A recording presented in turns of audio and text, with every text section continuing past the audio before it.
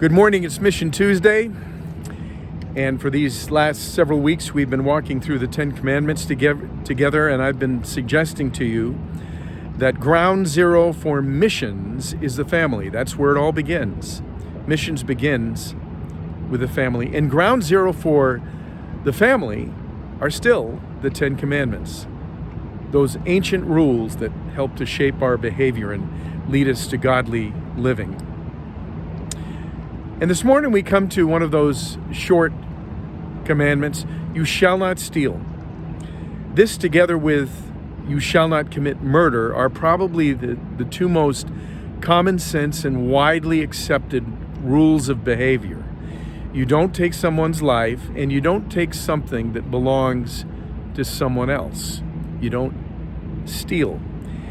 And yet our world has become crazy, and we have mass stealings, mobs of thieves that show up, carefully coordinated to show up, to enter a store, to help themselves to whatever they want, and to leave largely unopposed by law enforcement, if law enforcement is even there. It is a crazy world. Maybe it's time to revisit this little commandment: you shall not steal.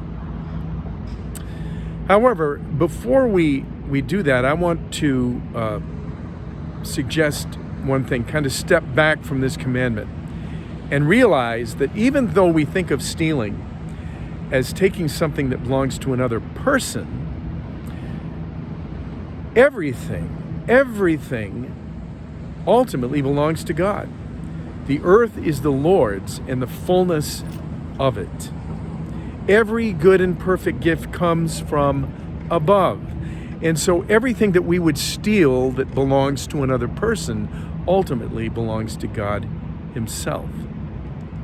And so think about it that way, that we are only custodians of everything that we've been blessed with. We're custodians of children, of homes, of furnishings, of jobs, of friends, of our church. Everything in our lives in this material world belongs to God Himself. So when you steal from two people: the person that something belongs to, and from the giver of all things, God. So, you shall not steal. That's a don't. And don'ts are very useful in shaping our behavior, aren't they? We use don'ts in the lives of our children from an early age on. We tell them, don't do this, don't do that, don't touch the stove, don't run out into the street, and so on. And actually, 9 out of the 10 commandments are don'ts, including this one. There's only one that is a do, and that is, do remember the Sabbath day and keep it holy. So don'ts are very important, but I want to suggest this morning 3 do's that will make it nearly impossible for you to even think of stealing. Here's the first one. The first do.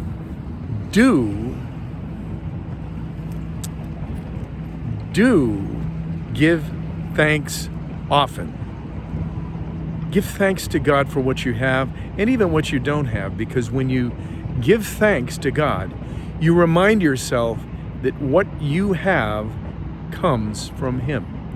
You remind yourself of the owner of all things that you have and that you are only a custodian. So give thanks often. A second do is give generously. Give generously, because when you give generously, you imitate the giver, God. You imitate what God did when He gave us the priceless gift of His only Son. And it becomes almost impossible for you to think of stealing when you're imitating God. So, do give thanks often, do give generously. And a third, learn to live simply. Learn to live more simply. Learn to separate your needs from your wants. so that you begin to live more and more just with what you need, not with what you want. That will help you to give generously. It will help you to remember that God is the giver and owns all things. It will help you to trust God for everything in life that you need. So, even though our world is getting crazy, we don't have to get crazy with it. You shall not steal. But think of all of the do's that will help you to put away that thought and have a wonderful, wonderful Tuesday. God bless.